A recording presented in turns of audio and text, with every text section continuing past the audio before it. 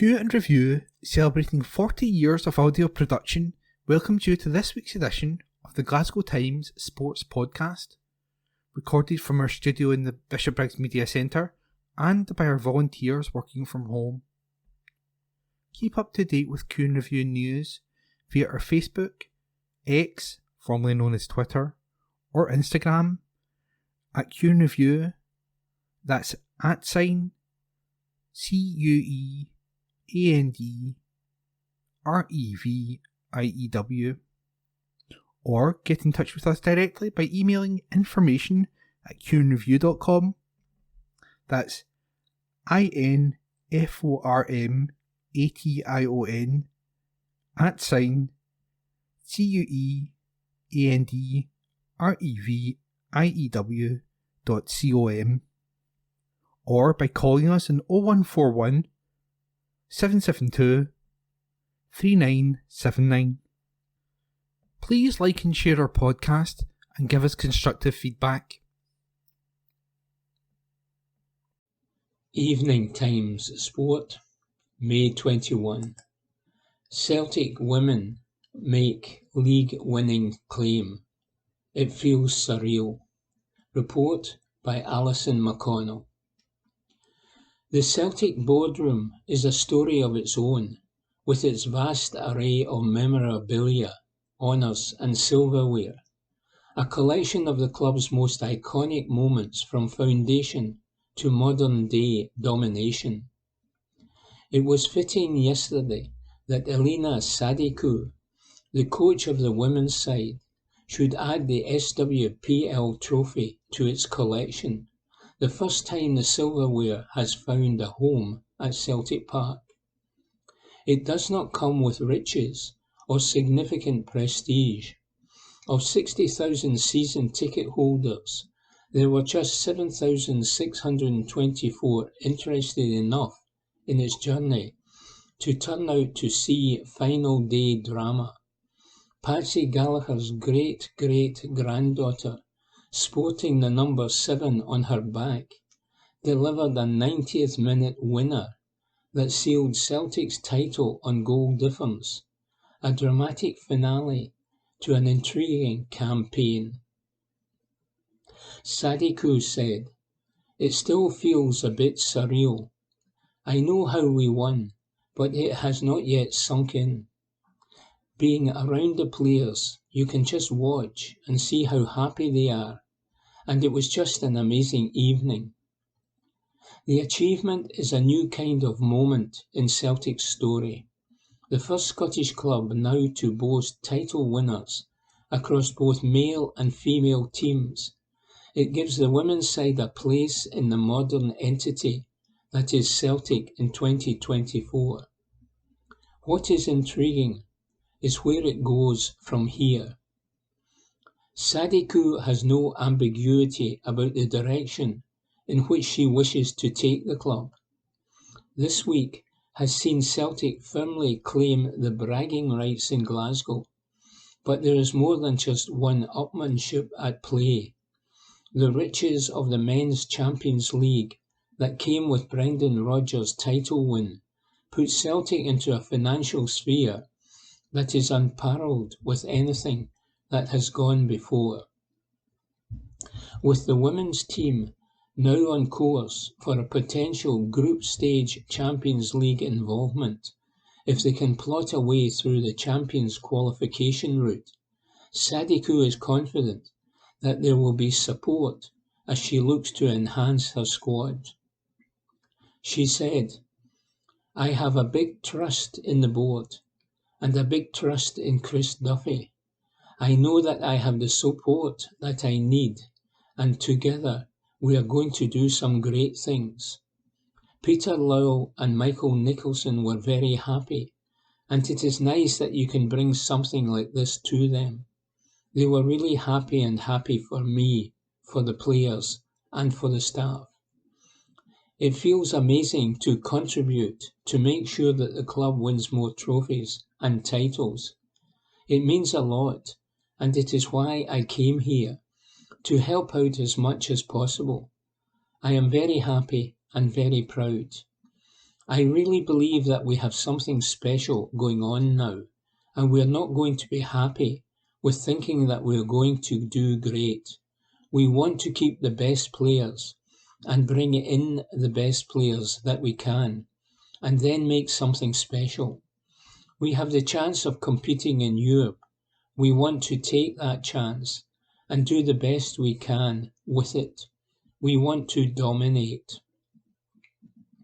Sadiku and the players enjoyed a post-match party at the stadium on Sunday night with a social media clip showing the Swede leading the celebrations with a vintage match-worn Henrik Larsson shirt on. It will take pride of place in Sadiku's office, a framed memorial to the night when she penned her own name into the club's history books. She said, Luana Munoz came, and she had a T-shirt, and she said, "Boss, this is for you."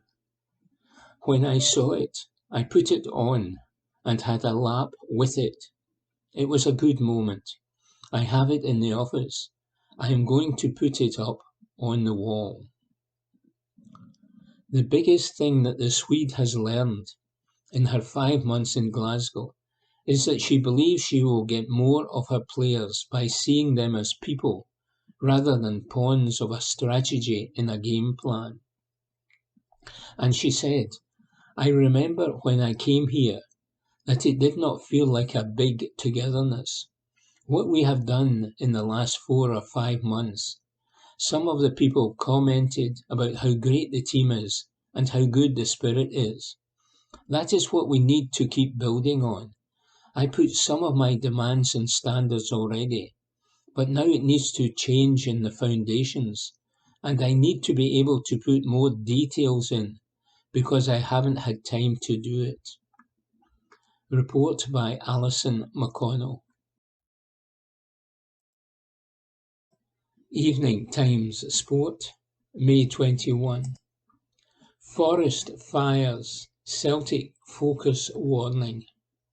Report by Graham McGarry. James Forrest has warned Rangers that Celtic are laser focused on lifting the Scottish Cup this weekend after knocking their title celebrations on the head. The Celtic players enjoyed a couple of nights out on the back of their emphatic win against Kilmarnock last midweek that clinched their third Premiership crown in a row. But the experienced winger says that they have already shifted their attention to clinching a double. Forrest says that only when they have safely deposited another trophy in the cabinet will manager Brendan Rodgers allow them to switch off, meaning there will be no title party hangover at Hampden. Said Forrest, you could see our focus when we played Kilmarnock last week. People were saying that we only needed a draw, but we went to a place where we'd lost twice this season and started off well. You could see the confidence in the team, and after enjoying Saturday, our focus goes on to the final. Hopefully, we can get another trophy. In the manager's first spell here, we would do that a lot. I remember winning League Cup finals on the Sunday, and then we had a league game 3 days later. We could not celebrate it back then, but we also bought that winning mentality. He would say to us, you can celebrate down the line, there will be a time. But he would say, if you want to go down in history and look back thinking you won more than one trophy, that's what you need to do. We have to prepare properly and give ourselves the best possible chance to win another one. When you come through at Celtic, every game is a big game. You want to win trophies, and you want to be playing in finals and semi-finals and league deciders, like the Rangers game. These are occasions you want to be involved in. The build-up with the fans, the atmosphere before the game. There is no feeling like it. It's hard to describe, and once you get that feeling a couple of times, you always want it again and look forward to it. If Forrest can get his hands on yet another winner's medal on Saturday, he will be just one behind legendary Celt Bobby Lennox in the club's all-time honours list. And he said, "That is an incentive for me, but winning another trophy for Celtic is the only incentive I need. It has been an unbelievable period, and I don't take any of them for granted. It's just good to feel part of them again. But when you hear those milestones, it is incredible. When I get older, I think I will appreciate even more." Lennox has been honoured for his achievements, with a statue in his hometown of Saltcoats. But Forrest is not holding his breath that the people of his own hometown of Prestwick will be erecting a likeness of him in the town centre any time soon. And he laughed. "I'm not sure about that. I think my family would laugh at that one if I told them it was happening.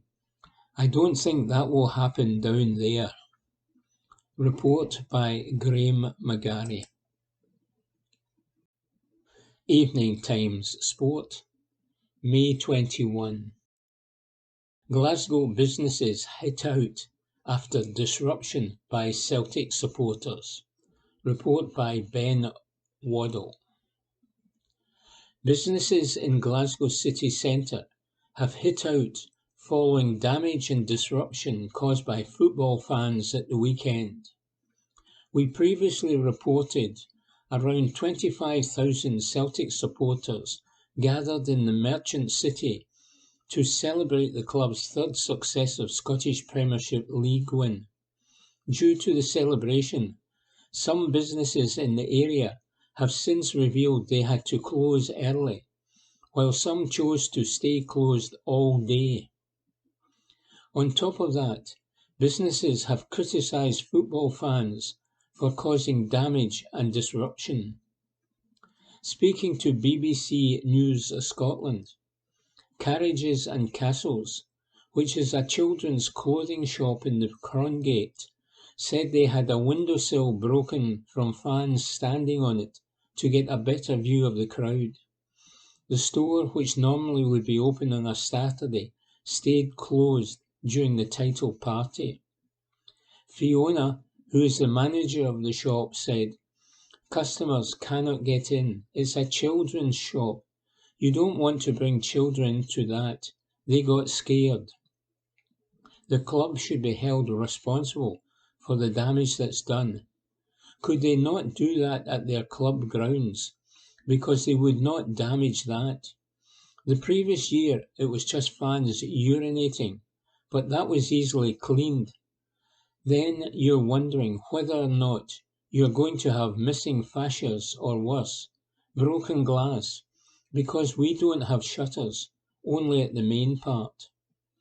The store manager believes fans should support their teams. They must not destroy things, however. During the celebrations, other shops in the area also had their windows vandalised with graffiti. Meanwhile, bus stops and traffic lights were damaged. Heather Moore, owner of Rose and Grant's coffee shop, believes Glasgow City Council should do more to prepare for events like Saturday's gathering. She said, "I do think the council should offer some sort of area for people to celebrate that's not in the Trongate, where there's businesses just trying to trade as normal. I understand the council do not want to encourage people to celebrate, but they know it's going to happen. The disruption in the Trongate is embarrassing for the city." The coffee shop owner revealed she took the decision to close early on Saturday for the safety of her staff, but said it would have a big financial impact on the cafe, and she continued, "It could potentially cost us thousands of pounds. Things are tight just now, but to have to close the cafe on a Saturday, our busiest day, is quite sad. I understand it's maybe once a year if Celtic win the league, but it's not ideal. Right now I'm sitting looking at a bus stop that's been smashed up, and needs repaired. Disruption was also felt at the Purple Cat Cafe in the Trongate. According to the venue, many of its cats were left scared amid the disturbance. Sheila MacDonald, the supervisor of the cafe, said, "Our cats stay in here 24 hours. They stay downstairs at night time, but they come upstairs in the morning, and while they were up, we had Celtic fans banging on the windows. They are used to loud noises being next to the Royal Infirmary, but they're not used to fireworks and flares going off. Many customers cancelled their visits because of the football fans. We had sessions to run with customers, but it is quite disruptive to the session when people are just trying to have a nice relaxing day with the cats and a coffee, and there's a rowdy party going on outside." The supervisor revealed after 3 years of gatherings in the area, the cafe has started putting measures in place to prevent disruption. She said, "Usually we'll shut early or give staff that live out of town the day off, so I was given the day off. There's not much we can do as a business. We cannot just shut for the day. Along this street, people cannot get into their jobs, customers cannot get to shops, and the whole city gets trashed." The BBC reports green graffiti was spray painted on the outside of the shop, as well as stickers on the window of the cafe. Sheila added, "We do get graffiti on normal days, but when it becomes Celtic and Rangers stuff, it becomes a bit of an issue, because people come to the door and say, 'You need to get that removed.' It takes away from the staff that we have inside, and it's a bit of a pain coming out to scrub the walls." A Glasgow City Council spokesperson told the BBC that unofficial celebrations by both Celtic and Rangers fans had caused significant problems in and around the city over recent years, and said, "The Council continues to believe that one way to reduce the negative impact of these events would be for clubs to offer supporters more opportunities to celebrate safely. The Council, for its part, has always committed to looking at how it can support and facilitate any proposed plans." He added that the local authority had positive destinations with both clubs to discuss organised celebrations. Report by Ben Waddell. Evening Times Sport, May 21. Forest almost left Celtic before game-changing comeback. Report by Graham McGarry. A few months ago, the thought of James Forrest leaving Celtic may have provoked the odd pang of nostalgic sadness among the supporters' base at the departure of a departing legend, but it would also have been widely understood as the best move for both parties. Having struggled to even get into Brendan Rodgers' matchday squad on more than a few occasions, despite the manager proclaiming him to be the best winger at the club, it seemed that a parting of the ways was inevitable. Forrest, at 32, needed to play, and he was behind the likes of Nicholas Kuhn and Yang in the pecking order. From that grim scenario, though, Forrest has exploded back onto the Celtic scene. He has been in sensational form over recent weeks, bringing a renewed freshness and zest to the team's attack that had been lacking from the right wing. So, it is not only the man who is now the second most decorated players in the club's history who is glad he stuck around.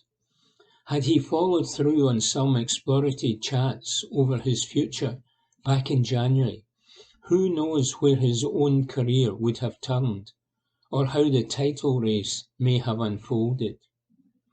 Said Forrest, "I did speak to the manager a couple of times, and it was mainly just about getting that chance. Sometimes it does come along, and I have managed to take it. Celtic has always been my number one, and I love playing here and winning stuff. It's unbelievable, but I am at an age where I wanted to play.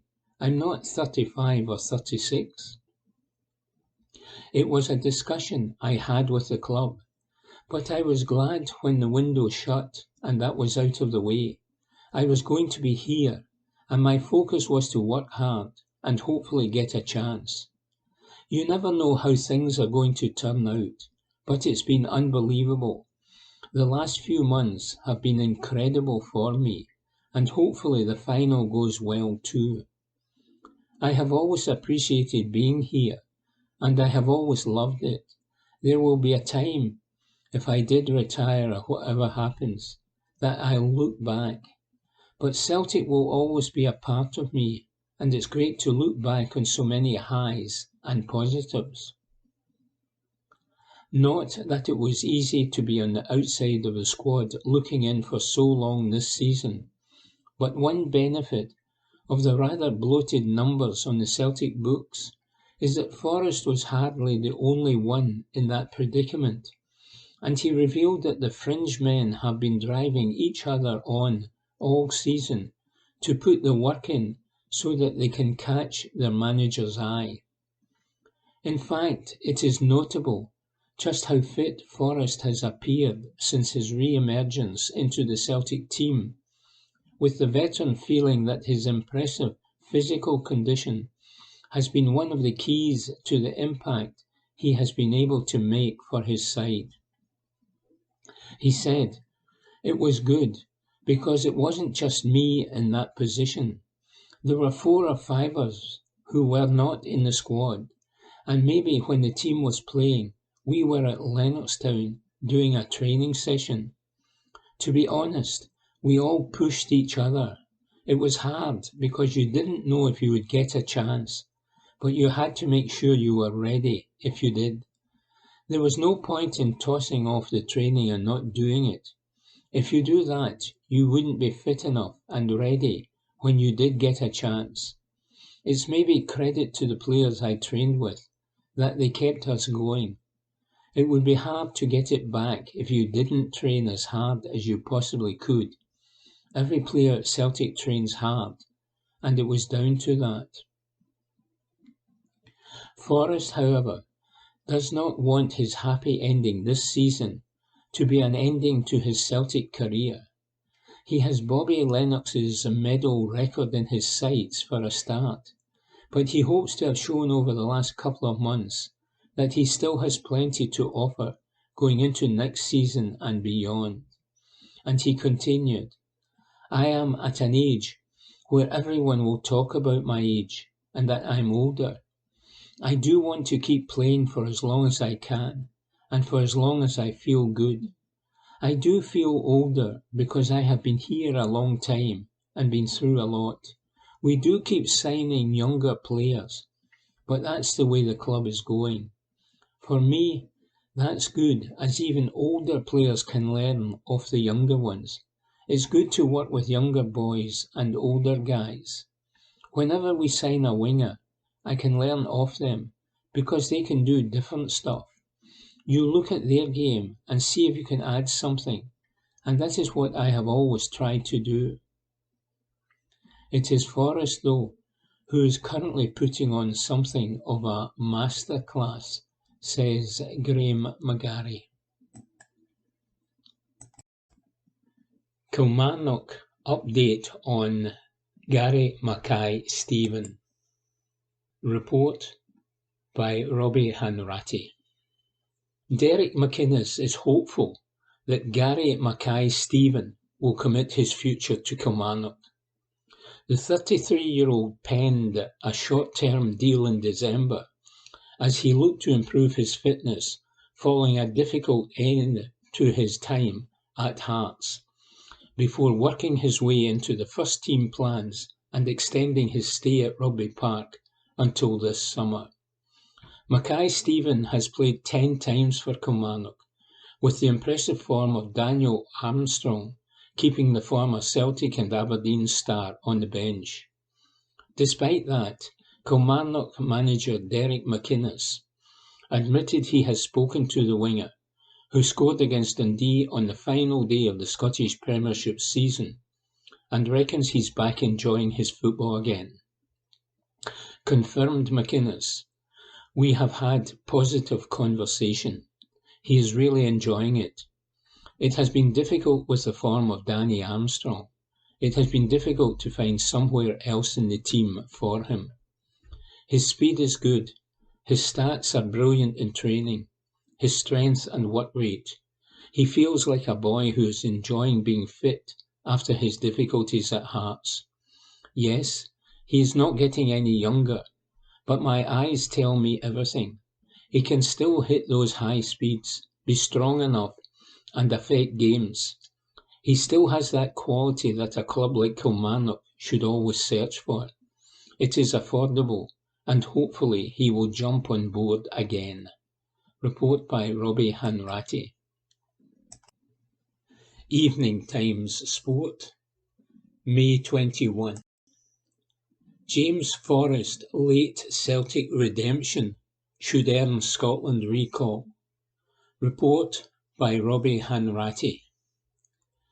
Ali McCoist reckons James Forrest deserves a sensational Scotland recall, but is not so sure his Celtic teammate Anthony Ralston will feature. The Scotland boss is set to name his 28-man squad tomorrow ahead of Euro 2024, which begins in Munich next month. Ralston has played second fiddle to Alistair Johnston at club level, yet long-term injuries to Aaron Hickey and Nathan Patterson may have kept the international door open.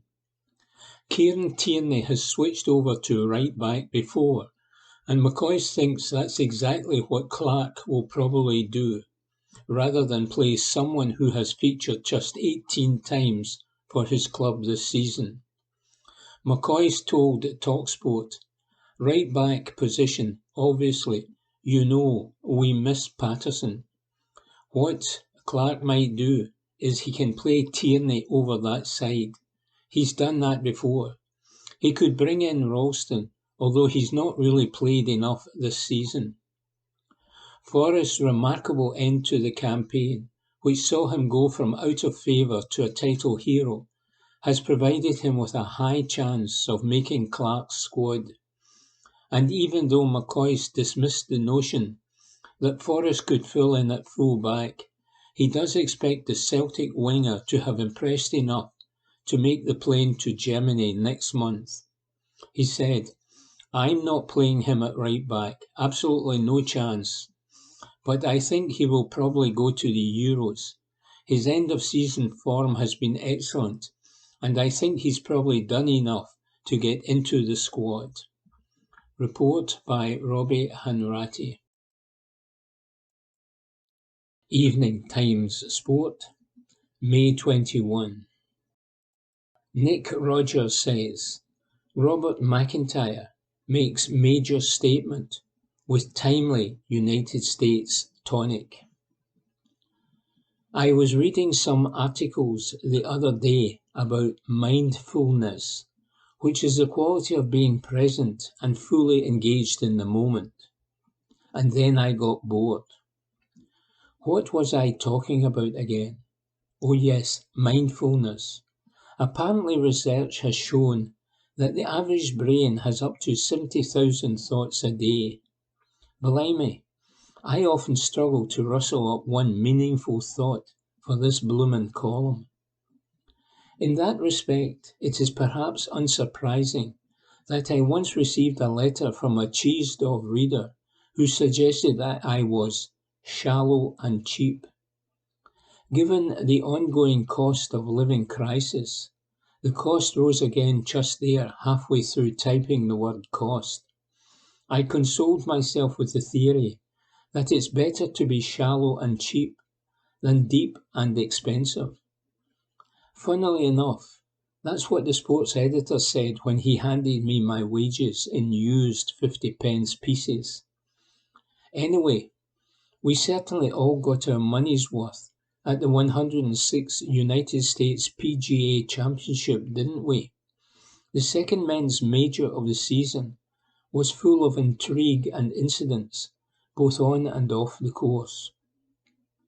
Xander Schauffele, who's had more close shaves than Victor Kiam promoting his Remington razors, was a wonderfully deserving champion, while the kerfuffle and subsequent arrest of the world number one, Scotty Scheffler, provided a startling snap that will endure like some of the game's most iconic images. For all the wrong reasons, of course. That photographic hall of fame is jam-packed, whether it's the great Seve in his navy Schlesinger V-neck punching the air after that momentous Open conquest at St Andrews in 1984, or Jack Nicklaus hoisting aloft his putter en route to a magical Masters win in 1986, to name just two. The Hall of Infamy, meanwhile, now includes a gloomy police mugshot of Scheffler. At least he's got Tiger Woods for company on that front. I look forward to sitting on the rocking chair in my dotage and explaining to my bewildered grandchildren that, yes, kids, two of the world's best golfers were both nicked by the cops back in my day. On the home front, it was a fine, keep the faith kind of week for our own Robert McIntyre. The Scots eagle on the par 5 final hole was certainly worth plenty. In a stroke, well, 3 actually, he vaulted from 18th playing the last and into a share of 8th, which earned a return to the PGA of America's flagship event next year. His thrilling 3 earned him $300,000 more than a regulation par. It wasn't a bad 570 yards of work. The value of all that to McIntyre's general morale and state of mind will probably be worth much more. Just a couple of weeks ago, on a video conference call with the golf writers, McIntyre wasn't quite his usual perky self. Being confronted by the grisly sight of us lot can do that to people. Not for the first time, McIntyre talked of the challenges that he has faced during his transition to a new way of golfing life in the USA, and a sense of loneliness that could have been accompanied by a yearning Roy Orbison warble. Chasing the American dream is not for everybody. Paul Lawrie, for instance, dipped his toe in the PGA Tour waters after winning the Open in 1999 at Carnoustie, but never settled, and his family back in his native Aberdeen came first. Funnily enough, the golf scribblers were back at shimmering, sun-soaked Carnoustie yesterday for a chinwag with the redoubtable Colin Montgomerie to promote this summer's Senior Open over the formidable Angus Lynx. Monty, despite all his grand achievements during his pomp, never managed to crack America, and a PGA Tour win eluded him amid countless gallant endeavours. Scotland's latest standard-bearer on the global stage is slowly finding his feet, and Monty is quietly confident that McIntyre's valiant Valhalla validation can have him walking tall. Let's hope he can go forward now and feel he belongs on the tour, because that is the key thing, said Montgomerie of the young Scot's statement of intent. Last week was good for him, very good for him. To be in contention, well done him. Classic Monty praise, eh? As McIntyre's American Odyssey continues, the wider golfing world continues to wonder if it's the end of the road for Tiger Woods after another missed cut in another rare outing. Montgomery recently declared that Tiger should have bowed out of major championship golf at the 150th Open in 2022 with a dewy-eyed cap-doffing swan song over the Swilcan Bridge.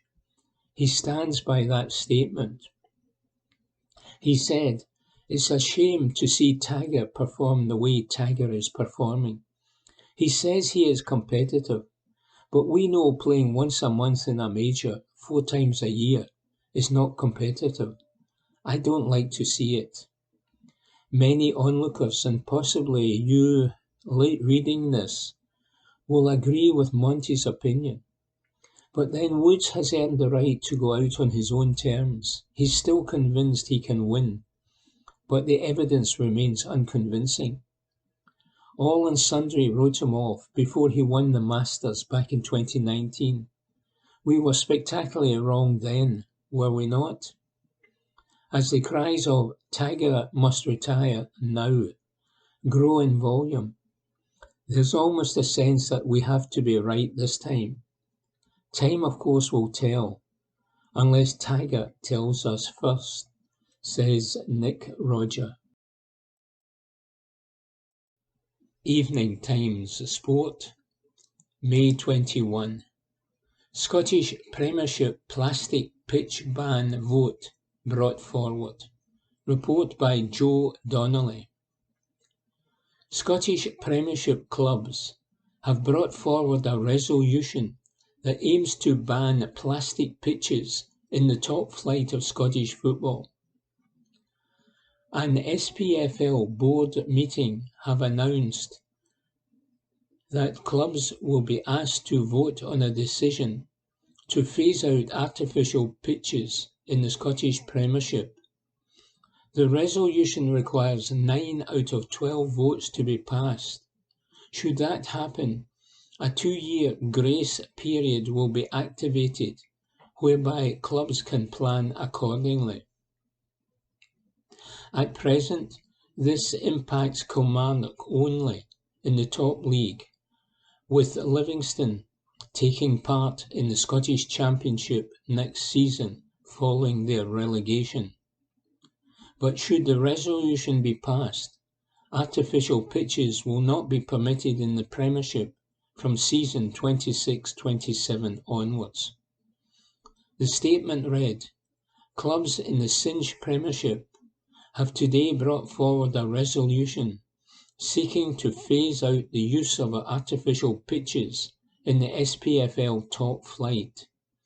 The SPFL will now issue the resolution to all Cinch Premiership clubs, and the outcome of that vote will be announced in due course.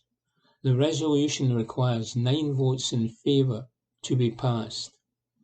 The SPFL board has confirmed at a meeting that if the resolution is approved, it will grant a 2-year period to allow clubs with an artificial pitch to plan accordingly, with artificial pitches not permitted in the top division from season 26-27. This period of grace is in line with recommendations of the SPFL Competitions Working Group, which represents member clubs across the SPFL. Separately, the SPFL board has approved plans for a Premiership-wide project to work with a leading pitch consultancy firm, which is regularly used by UEFA, to improve the standards of grass pitches in the Cinch Premiership. Dundee came under fire earlier this season when a waterlogged pitch caused a Scottish Premiership encounter against Rangers to be postponed on 2 occasions. The results of the resolution will be announced in due course. Report by Joe Donnelly. Evening Times Sport, May 21. Graham McGarry says, Rangers cannot turn to Lundstrom for Celtic midfield battle. There cannot have been too many Old Firm matches in living memory that one set of fans has approached with such trepidation, or rather with such a lack of faith in their players to get a result. But this is where Rangers find themselves ahead of the Scottish Cup final against Celtic at Hampden on Saturday, with issues ranging from ill-judged social media posts to injury woes, particularly in the back line, eroding whatever little confidence they still retained in this squad to get one over their city rivals when it really matters. The league is gone, and soon many of these Rangers players will be gone as well. But can they first see out this season on a high by lifting the famous old trophy and give their fans at least a crumb of comfort heading into next season? Well, of course they can. It is a one-off game, and Rangers still have enough quality in their ranks to pose problems for Celtic. Much will hinge, however, on Philippe Clement's team selection. At the back, as he touched upon, he may have little choice, and that may impact what he can do in the midfield area, as Dujon Sterling may have to step back in there again to deputise for either Ben Davis or John Souttar. Clement will be hoping that is not required, as he will surely now recognise that Rangers' best chance of success is to choose a midfield that can at least get close to Celtic's brilliant trio of Captain Callum McGregor, Matt O'Reilly and Rio Hatate. McGregor and O'Reilly in particular had a field day against Rangers in the recent win at Celtic Park, and that was before John Lundstrom had his second rush of blood to the head and was sent off for his wild challenge on Alistair Johnston. It would be a shame for that incident to come to be the defining memory of Lundstrom's time at Ibrox, but it also neatly exemplified why he should not start the game at Hampden. He was off the pace from the start, was unable to exert any influence on his direct opponent, and his frustration eventually bubbled over.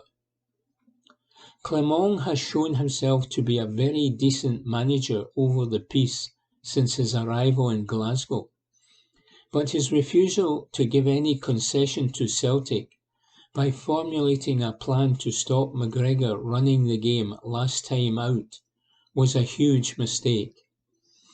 Celtic currently have better players, and for all their faults, the final league table spells out in black and white that they are the better team.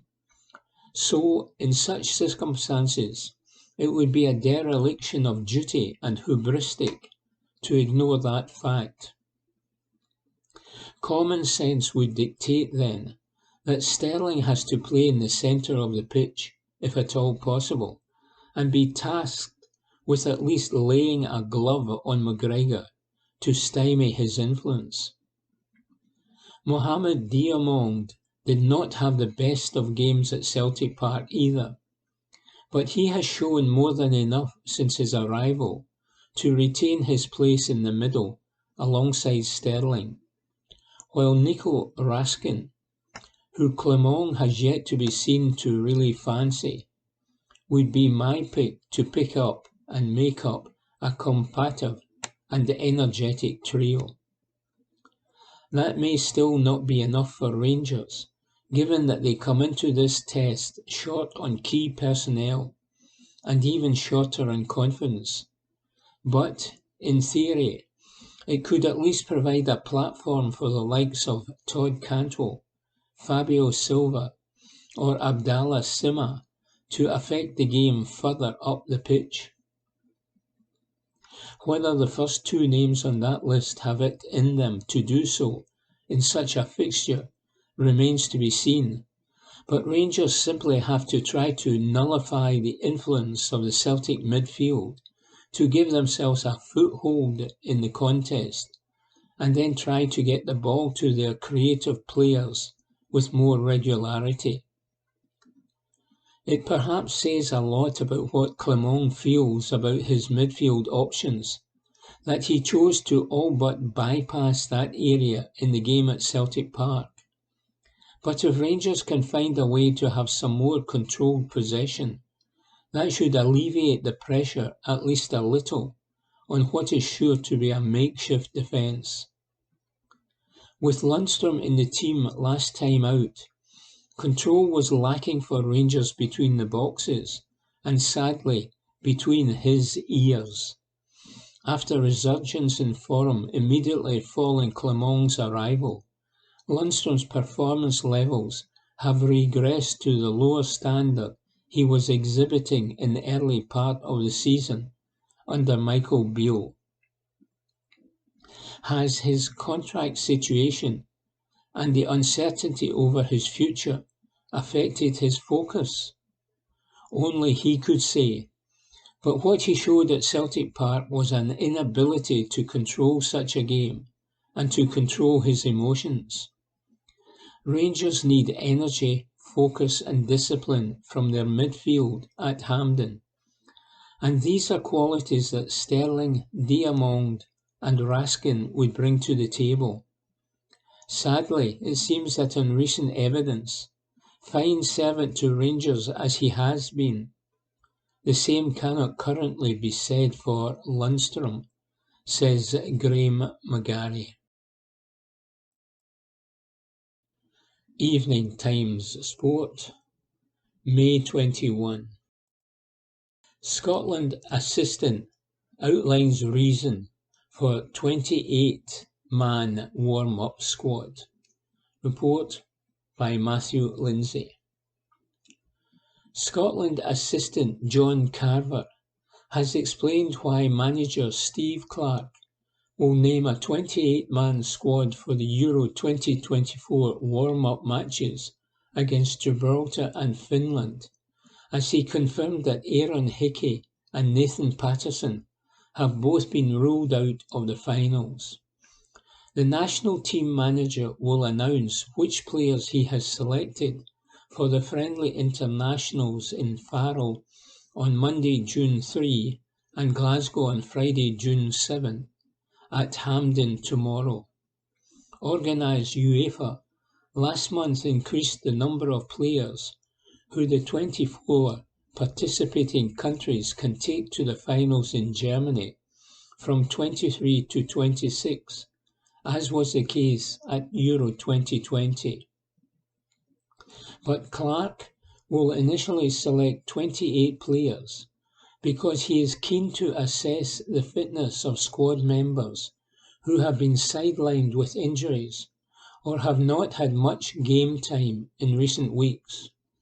He has until 11 p.m. on Friday, June 7, to submit his final Euro 2024 squad.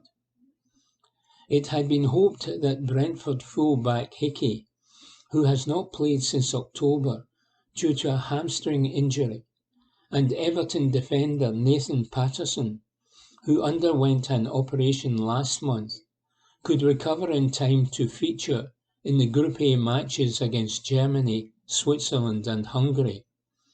However, Carver stated the pair would both miss out. We are now going to take it up to 28, he said at a media event in Manchester to promote the football coaching programme, which has been launched by digital bank Chase. The deadline to name the final squad is June 7, so we have had a think about it, and we think it is worthwhile bringing in 28 because we have got a number of players we need to have a look at. We have got all the data on everybody, how many minutes they have been playing, where they are in their fitness, so I think it is worth bringing them into camp. Then we can actually see them day to day, and then we have obviously got the 2 games as well, so we can look at them real closely before Steve eventually finally names the 26.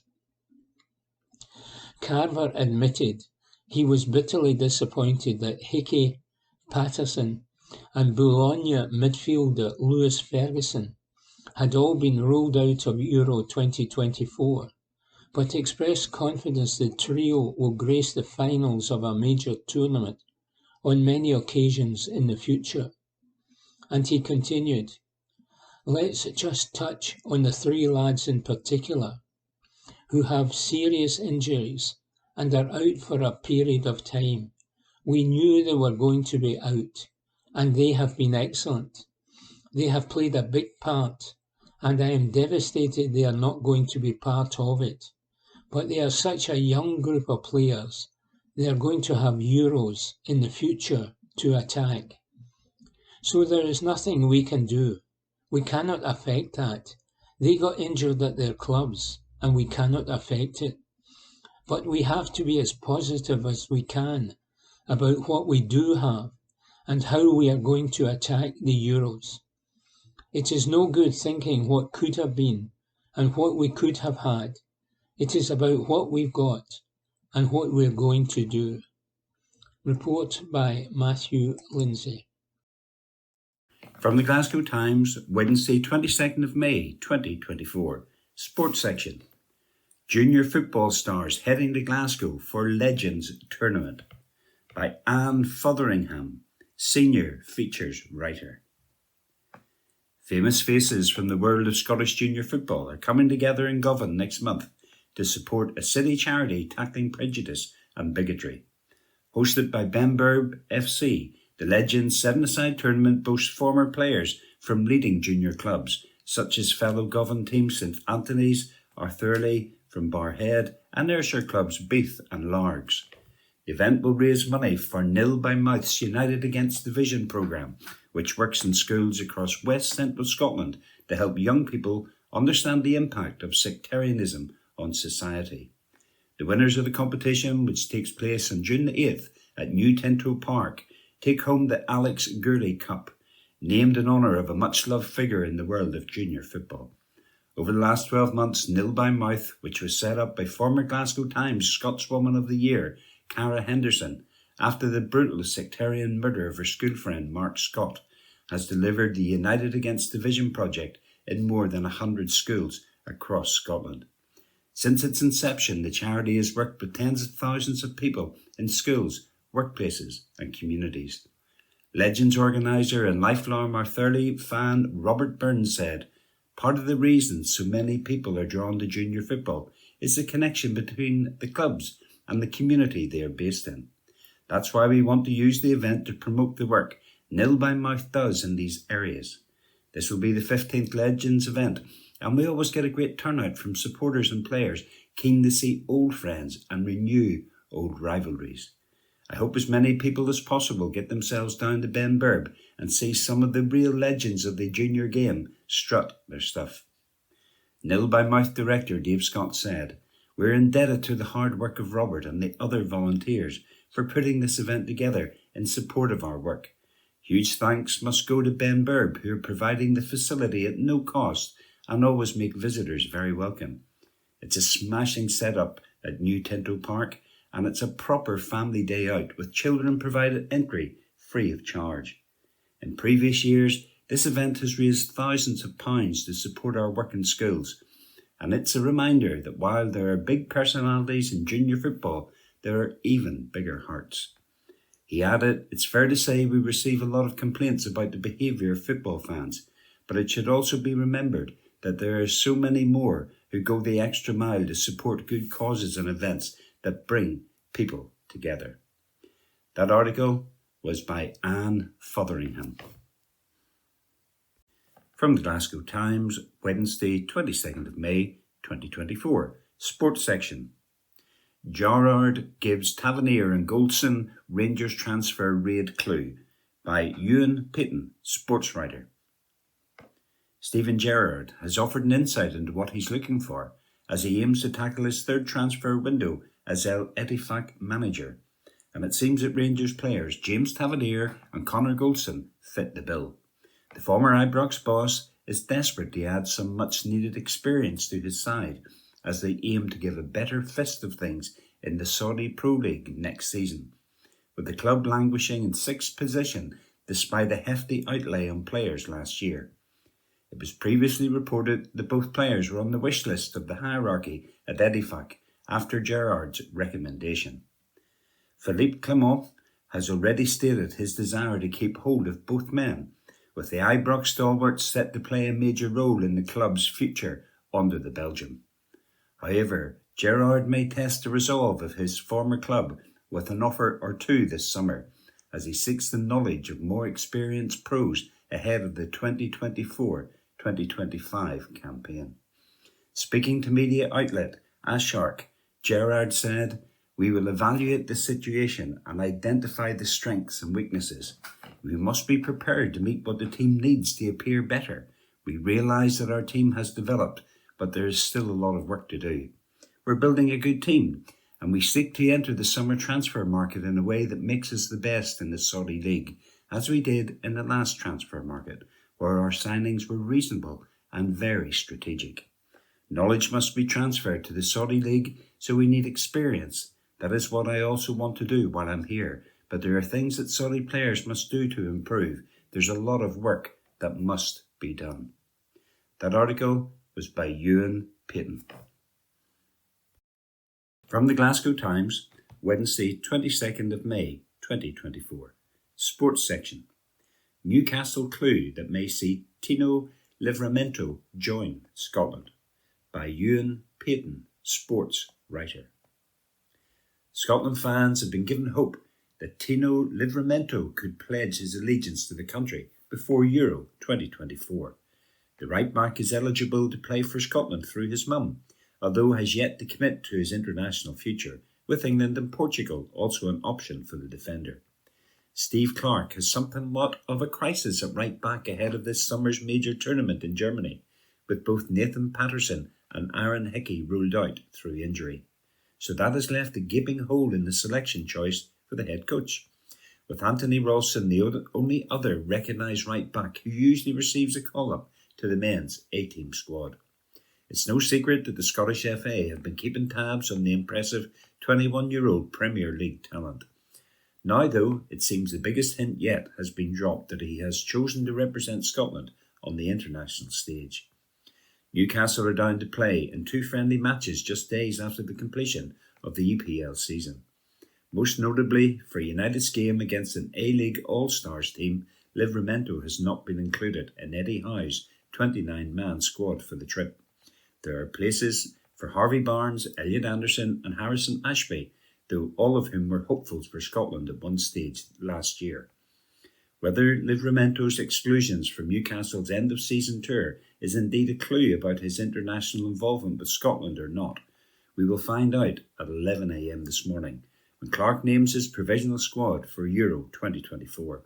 The former Kelly boss is able to name 28 players before cutting 2 for his final player pool next month, following friendly games against Gibraltar and Finland.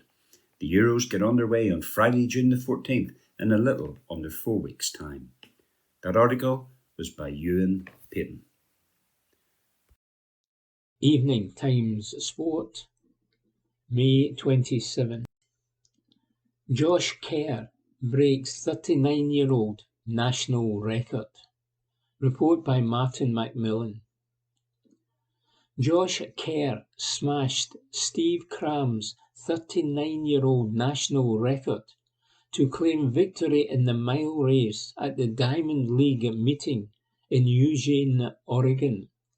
The Scottish runner won a highly anticipated showdown with Norwegian rival Jakob Ingebrigtsen thanks to a remarkable world-leading run of 3 minutes 45.34 seconds.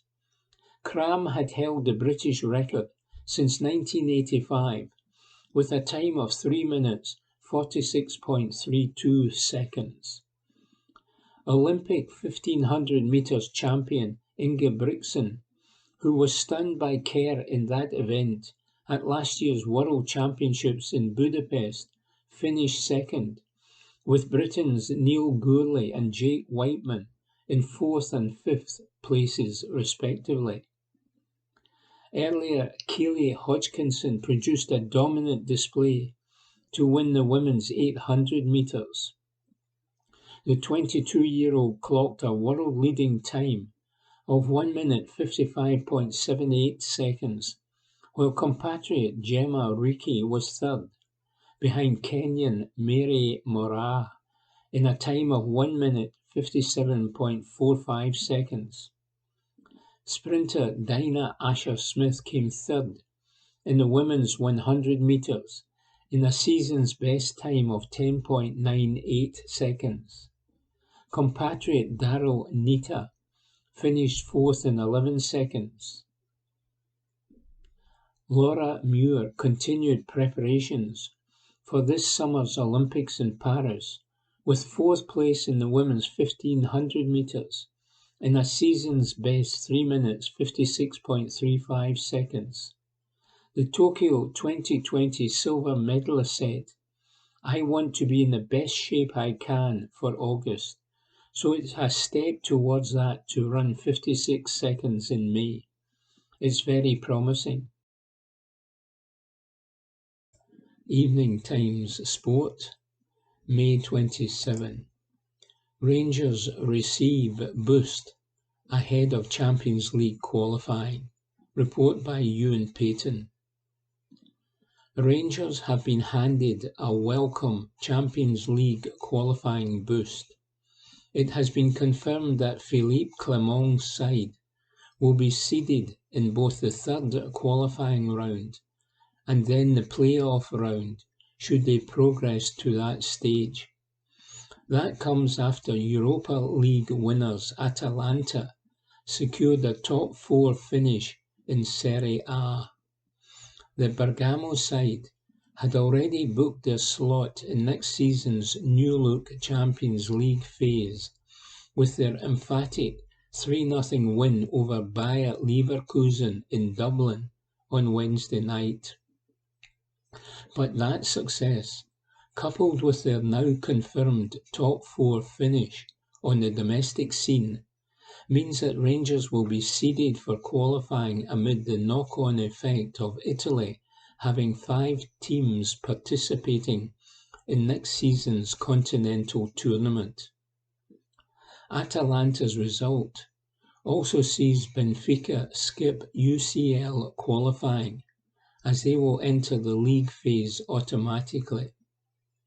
So all of this means Rangers have, in theory, an easier path to joining Celtic in the proper competition. With their new place as a seeded team for the third qualifying round, for example, Lille is no longer a potential opponent. As things stand, Fenerbahce, FC Twente, Union San-Gilloise and Dynamo Kiev are the unseeded teams for that round. While Chiefs at Rangers will be pleased with the knock-on from Atalanta's end-of-season success, Hearts will be less so. The picture still looks pretty for Stephen Naismith and his team, as they are guaranteed Europa Conference League phase football at the very least. However, the possibility of them getting a bye into the Europa League was cancelled out with Atalanta's result over Torino, and so they will indeed have to play in the play-off qualifier for that competition. By becoming Scottish champions for the third season in a row last week, Celtic sealed their automatic spot in next season's Champions League. Report by Ewan Payton. Evening Times Sport, May 27. Clark satisfied that Scotland refuseniks will regret choice. Report by Graham McGarry. It felt as though the whole of Scotland, while those with an interest in football anyway, were waiting with bated breath last week as Steve Clarke finally named his 28-man provisional squad for the European Championships. Most of the names that were on the original 60-man list he had scribbled down would have been in tenterhooks too, desperately hoping they had made the cut. 2 more players will be lopped off and left behind before Scotland board the plane to Germany, and no one wants to be among them. It is all a far cry from the early days of Clark's tenure, when he was struggling to put a squad together. There were plenty of able bodies, but the national team's head coach admits he was surprised by how few were willing. How things have changed, and Clark could not resist a wry smile of satisfaction as he recalled those early refuseniks and reminded them of what they have missed out as Scotland have surged back to a level where participation in major tournaments is becoming the norm once again. Said Clark, I remember in my first week I made a lot of phone calls and actually got a lot of rejections from people who did not want to come with the national team. They did not know that we'd be as good as we have been, so some of them have missed out on a really good journey. It's amazing to think that now, but here we are, 5 years later, and there will be some of them who wish they'd been more positive to that initial phone call. But that's the evolution we've had, and hopefully there's more to come. If you look through the squad, there are a number of players who are 32 or 33, so will be 34 or 35 come the next tournament. Craig Gordon will be 43, so there will be more evolution in the future, no matter who the head coach is. Ben Doak can be one going forward, so let's have a look. I don't think I get many rejections now. I'm sure there will be a number of players out there now who are disappointed not to make the provisional squad. But as James Forrest has proved, the door's never closed. It's not nice to be excluded from a squad, but it's part of football. James is the example. If you continue to work hard and be professional, you never know what can happen. Far from begging people to join up with the Scotland squad now, Clark has adopted a position of being open to advances rather than chasing answers.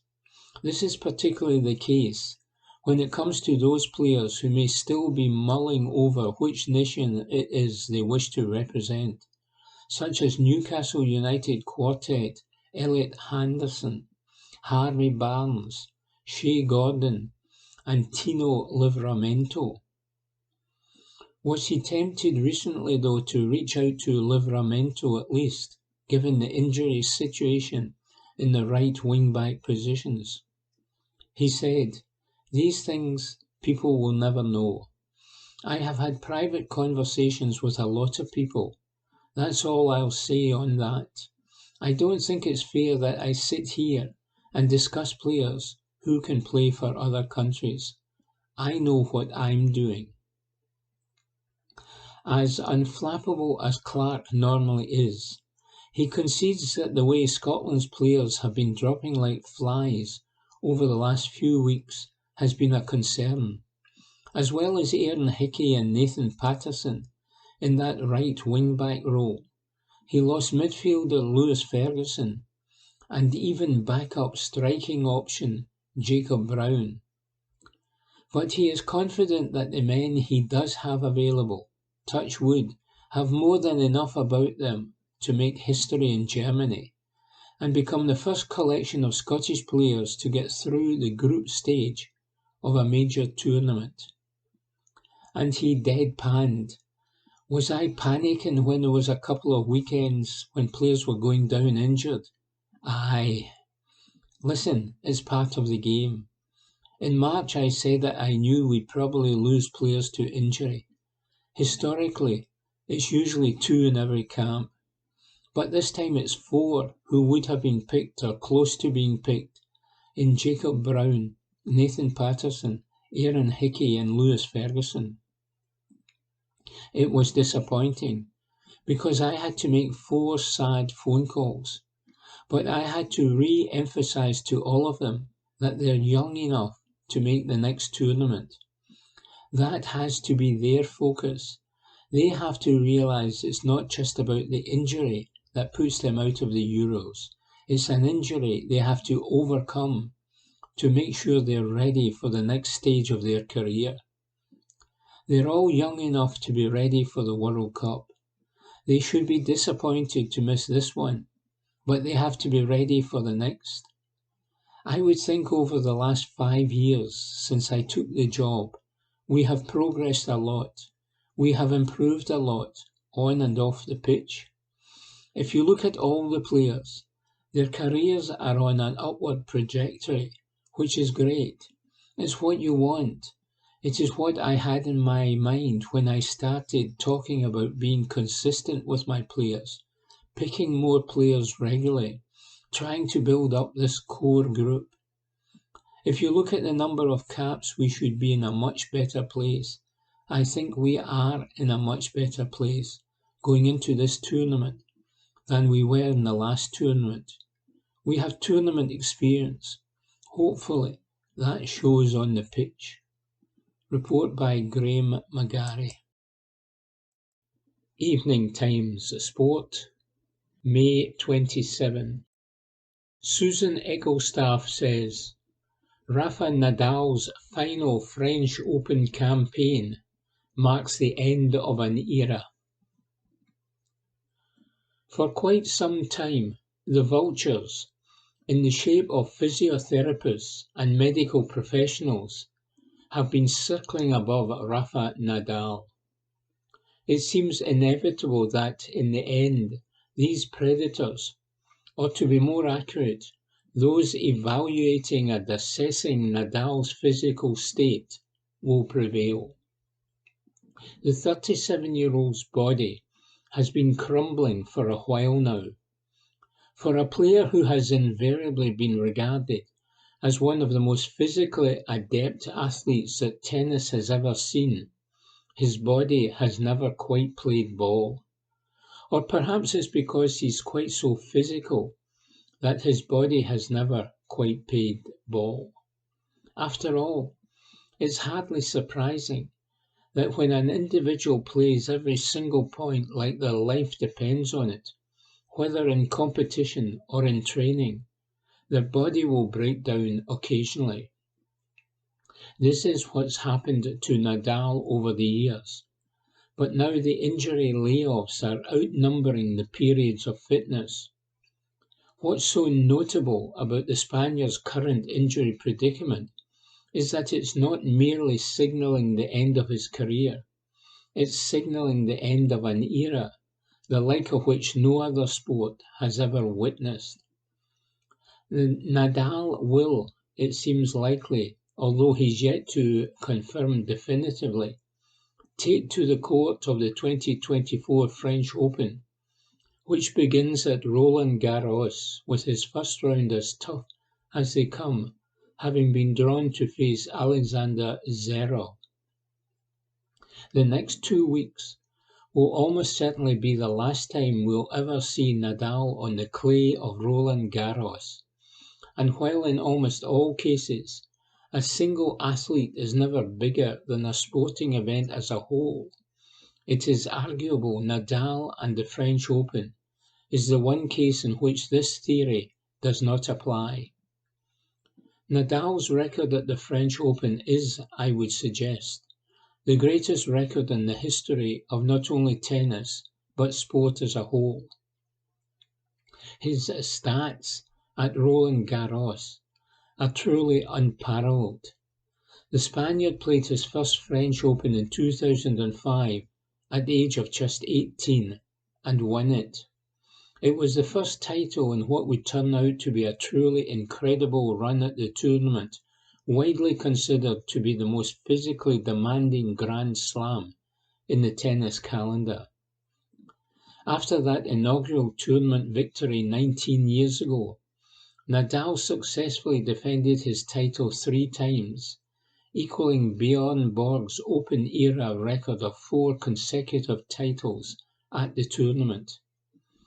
A surprise 4th-round defeat to Swede Robin Soderling in 2009 was but a mere blip in Nadal's French Open record.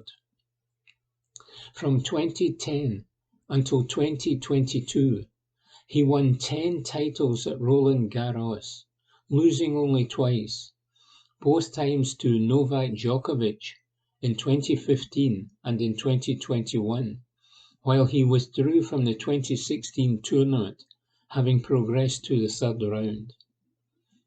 As things stand, Nadal has 14 French Open titles and boasts a win-loss record of 112 wins and only 3 losses at the tournament, prompting Roger Federer to call Nadal's French Open record one of the greatest achievements in sport. It is impossible to disagree, which is why the impending end of Nadal's career and the prospect of a Nadal-free French Open is quite so hard to fathom. The French Open without Nadal is almost impossible to wrap one's mind around. We had a taste of what it would be like in 2023 when the Spaniard was absent due to injury. But a year ago, there was always the sense that he would be back. This year, the feeling that he'll return is nowhere near as strong, and so we must begin preparing for Nadal departing Roland Garros for the last time. It would of course be the fairy tale ending if Nadal could win his 15th French Open title in a fortnight's time. At first glance, such a suggestion seems entirely outlandish given the season he's had. The 37-year-old's past year has been decimated by injury. He's played only 4 tournaments and not reached even a semi-final in any of them. He's lost to players that a few years ago would not have troubled him in the slightest, particularly on clay. And so logic suggests this French Open campaign will be less of a tilt at the title and more of a farewell to the tournament that has seen Nadal become as close to unbeatable as anyone has ever been in sport. Quote Philippe Chatrier, on which Nadal has won all 14 of his titles, has become the Mallorcan's second home. People talk about certain athletes having an aura in particular arenas, and never has that been more true than Nadal at the French Open. Only a select few players have ever had the belief they could defeat Nadal at Roland Garros, and even fewer have actually done it. And so this final swan song of Nadal's will truly be the end of an era.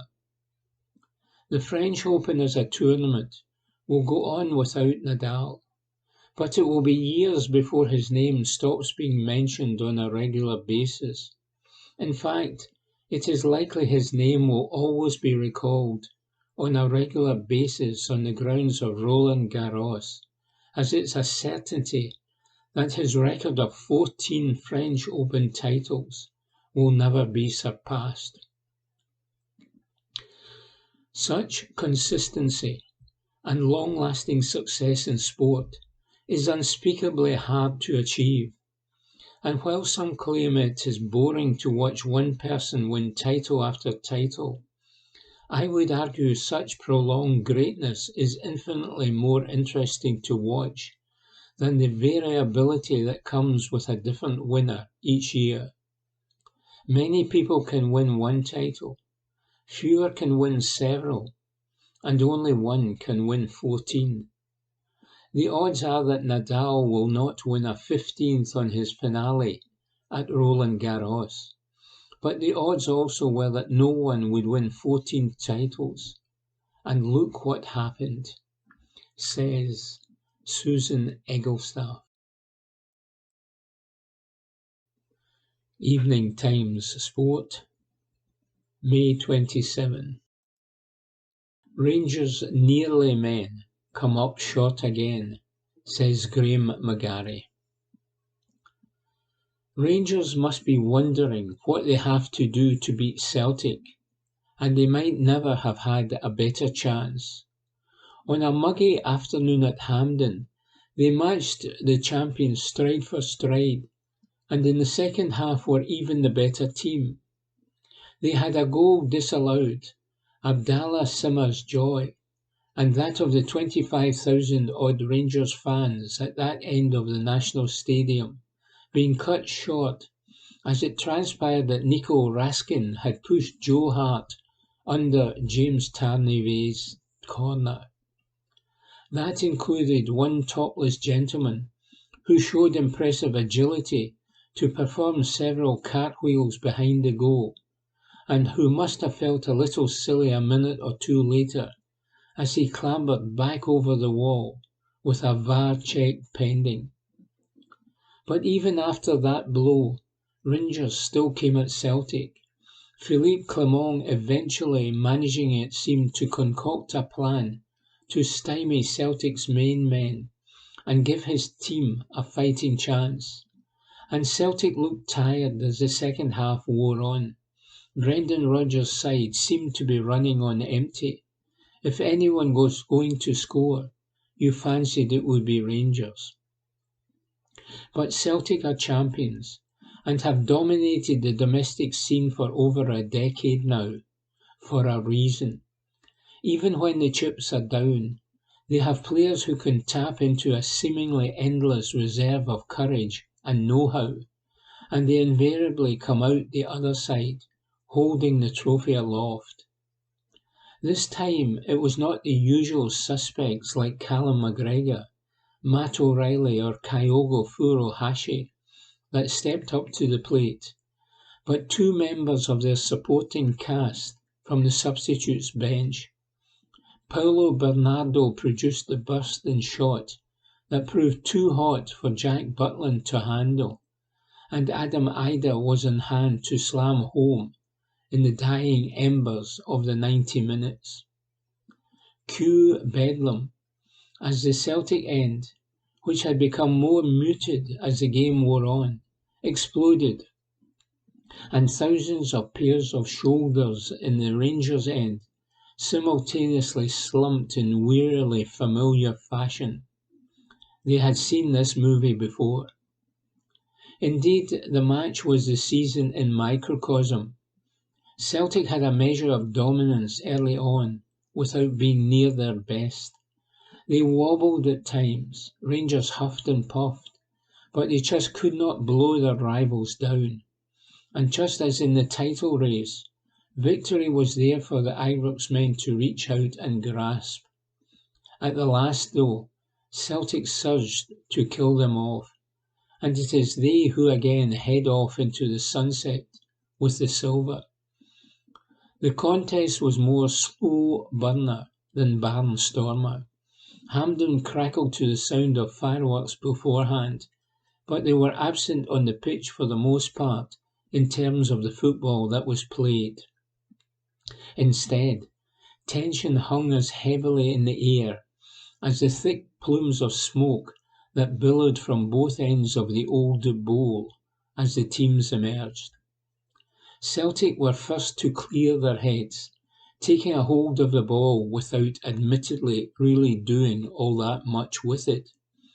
And pitted against their plan to seize control was Rangers' preference for chaos, being more direct whenever they nicked the ball back, and trying to bring the physical mismatch between Dujon Sterling and Greg Taylor into play whenever they could. Dazen Maida was getting the better of James Tavernier just for a change. And it was in these wide areas where the intrigue lay. The contest between Alistair Johnson and Fabio Silva, so compelling at Celtic Park recently, was evenly fought once again. It was expected that the second half would continue as the first had ended, with Celtic dominating the ball and Rangers looking for the rope-a-dope. But as it wore on, it was Rangers who seemed to be growing in stature, while Celtic looked as though they were running out of energy and ideas. They have been in scintillating form of late, but all of the verve and swagger was draining from their play.